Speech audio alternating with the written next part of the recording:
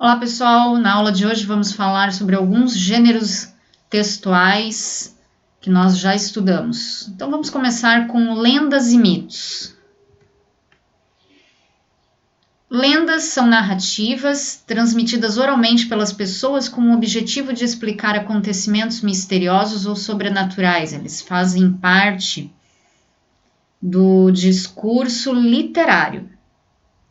Mistura fatos reais com imaginários que vão sendo contados ao longo do tempo, de pessoa em pessoa, vai passando de boca em boca, né? Eu te conto uma lenda para minha filha conta uma lenda para a mesma lenda para a filha dela, e como isso passa de boca em boca, de pessoa em pessoa, acaba sofrendo modificações.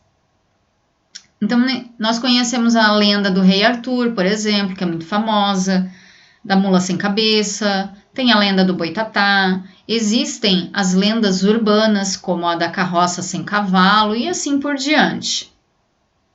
E os mitos? Qual a diferença? Os mitos também pertencem ao campo literário, são narrativas de caráter simbólico relacionada a uma dada cultura.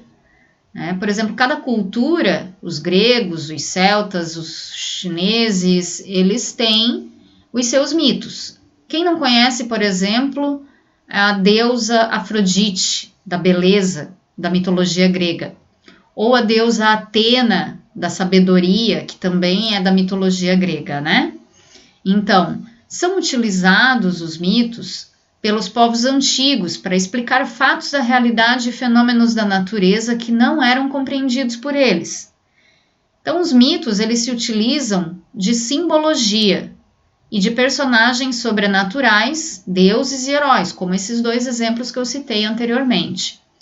Todos esses componentes são misturados a fatos reais, características humanas e pessoas que realmente existiram. Então, tem uma mistura aí, um pouco de simbologia com um pouco de fato real. E um dos objetivos dos mitos é transmitir conhecimento e explicar fatos que a ciência ainda não consegue explicar. Por exemplo, procura-se explicar até os dias de hoje as origens do mundo e do homem por meio de personagens sobrenaturais como deuses e semideuses. E com isso vêm os mitos sobre a origem do mundo. Quais são algumas características sobre os mitos que nós estudamos? Então, como eu já disse, tem caráter explicativo, simbólico, e relaciona-se com uma data ou com uma religião. E cada cultura tem a sua mitologia, os seus mitos, né? Todas as culturas possuem os seus mitos, certo? E aí nós estudamos memórias literárias. Memórias literárias é um gênero literário em que o memorialista narra suas lembranças do passado, escrevendo relatos de memória. Então, para isso, as palavras que ele utiliza atribuem ao texto ritmo e conduz o leitor por cenários e situações reais ou imaginárias, utilizando-se muito de adjetivos que te passem uma ideia imaginária dos relatos que ele está fazendo, para que você tente imaginar os cenários, as cenas, as situações. Geralmente são narrativas que têm como um ponto de partida as experiências vividas em épocas passadas, né? Por isso são relatos de memórias literárias. Porém, são contadas da forma como são vistas no presente. Por quê? Porque eu estou hoje no presente lembrando das minhas memórias que eu vivi no meu passado. Com isso, usa-se os verbos no tempo passado, como pretérito perfeito, pretérito mais que perfeito, pretérito imperfeito.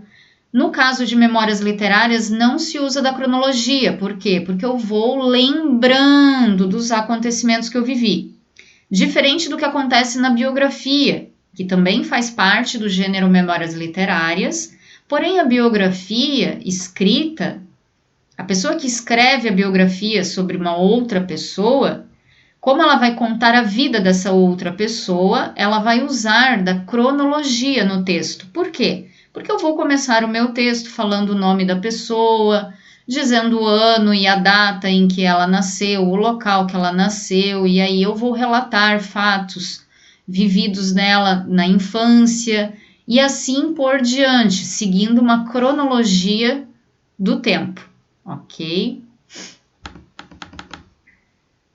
O que mais que nós estudamos? Os textos dramáticos, que também é conhecido como texto teatral, são textos literários que têm a intenção, o intuito de ser dramatizado sobre o palco. Então, são textos escritos com um discurso direto, porque existem as falas que vão contar com a participação de atores para encenar essas falas, os roteiros, né? Tem a participação de diretores, figurinistas, roteiristas, né? Não existe um narrador que conte a história, porque é representado pelas falas dos personagens que está lá escrito no roteiro do texto.